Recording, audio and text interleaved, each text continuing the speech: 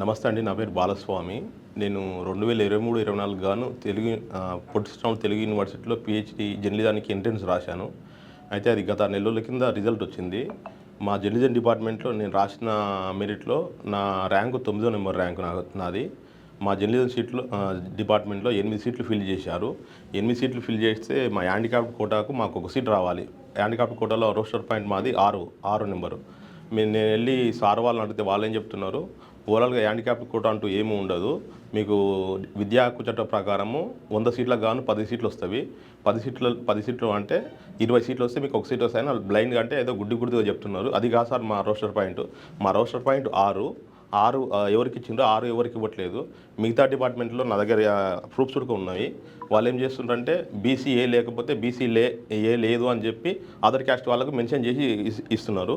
అలాగా మా హ్యాండిక్యాప్ డిపార్ట్మెంట్కి ఎందుకు ఇవ్వట్లేదు, మా రోస్టర్ మాకు ఎందుకు కాలంలో ఎందుకు మాకు చూపించట్లేదు.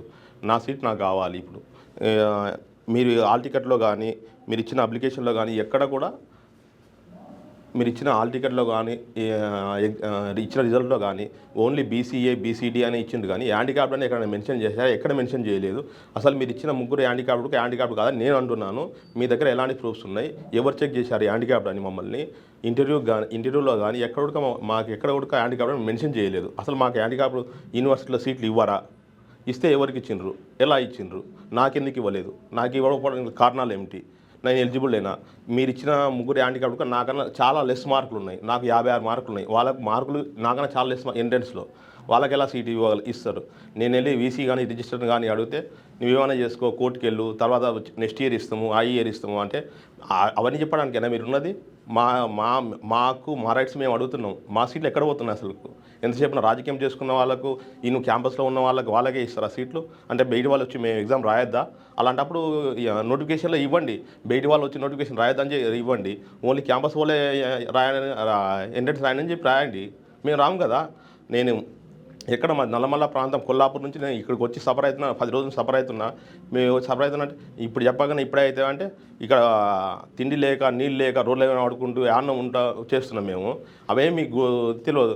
ఎన్నోసార్లు రిప్రజెంటేటివ్ లెటర్ ఇచ్చిన, లెటర్ కాపీలు కూడా నా దగ్గర ఉన్నాయి. ఏం చేస్తున్నాను? కాపీలు తీసుకొని ఏమనంటే కోర్టుకో అంటున్నారు. సింపుల్గా మీరు అంటారు, ఇది రిజిస్టర్ గారు VC గారు కోర్టుకో అని అంటారు. సింపుల్గా అంటున్నారు. కోర్టు కంటే ఎంత టైం అవుతుంది నాకు? ఈ డబ్బులు ఎవరు అంటే నా బలిసినోనే పేదోని కాబట్టి కదా నాకు సీట్ ఇవ్వండి, నేను బతుకుతాని అడుక్కుంటున్నా. మీకు ఇంతకన్నా ఏ విధంగా చెప్పాలి సార్ మీకు? సార్ నేను మిమ్మల్ని అడిగేది ఒక్కటే సార్, న్యాయంగా మీరు అంటున్నారు ఓవరాల్గా యూనివర్సిటీ మొత్తంలో 50 సీట్లు ఫిల్ చేస్తే డిజబుల్డ్ వాళ్ళకి 3 సీట్లు ఫిల్ చేసామని మీరు న్యాయంగా చెప్తున్నారు. డిజబుల్డ్ వాళ్ళు 3 సీట్లు ఫిల్ చేసి నేను కూడా ఒప్పుకుంటా సార్, వాళ్ళు మా హ్యాండిక్యాప్డే, నేను కాదనట్లేదు. కానీ తెలుగు డిపార్ట్మెంట్లో 6 సీట్లు ఉంటే 2 సీట్లు ఎలా ఇస్తారు? ఏ రోస్టర్ ప్రకారం హ్యాండిక్యాప్డ్కి 2 ఇస్తారు? అలాగే జర్నలిజం డిపార్ట్మెంట్లో 8 సీట్లు ఫిల్ చేస్తే ఒక్క హ్యాండిక్యాప్డ్కి ఎందుకు ఇవ్వలేదు? మా రోస్టర్ పాయింట్ అసలు ఎంత? మీరు ఒకసారి నాకు ఎక్స్ప్లెయిన్ చేయండి. నేను ఇచ్చిన రోస్టర్ పాయింట్ మీరు కాదంటున్నారు. తర్వాత లింగ్విస్టికేషన్లో 4 సీట్లు ఉంటే ఒక హ్యాండిక్యాప్డ్కి ఇచ్చిండ్రు. ఎలా ఇచ్చిండ్రు?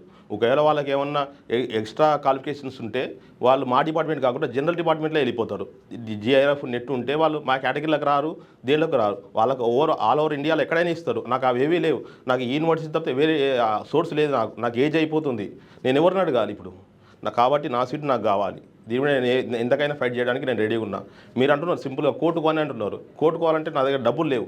మళ్ళీ నేను ఇప్పుడు ఏం చేయాలి? సార్ ఇవన్నీ కాదు సార్, నాకు న్యాయం చేయండి సార్. ఎలాగైనా సరే నా సీట్ నాకు ఇప్పించండి సార్. మీకు ఎలా అడుక్కుంటాను సార్, నేను నా సీట్ అయితే నాకు కావాలి సార్. క్యూ న్యూస్లో పనిచేయటకు వీడియో ఎడిటింగ్ మరియు SEOలో అనుభవం గల జూనియర్ ఎడిటర్స్ కావాలను సంప్రదించవలసిన నెంబర్ 8688926084. లేటెస్ట్ న్యూస్ తెలుగు మరియు ఇంగ్లీష్ అప్డేట్స్ కోసం ఇప్పుడే క్యూ న్యూస్ అఫీషియల్ యాప్ని ప్లే స్టోర్ నుండి డౌన్లోడ్ చేసుకోండి. సరికొత్త సమాచారాల కోసం క్యూ న్యూస్ వెబ్సైట్ని ఫాలో అవ్వండి. ఛానల్లో ప్రాంతీయ, జాతీయ, అంతర్జాతీయ వార్తలు వీక్షించండి. లైక్ చేయండి.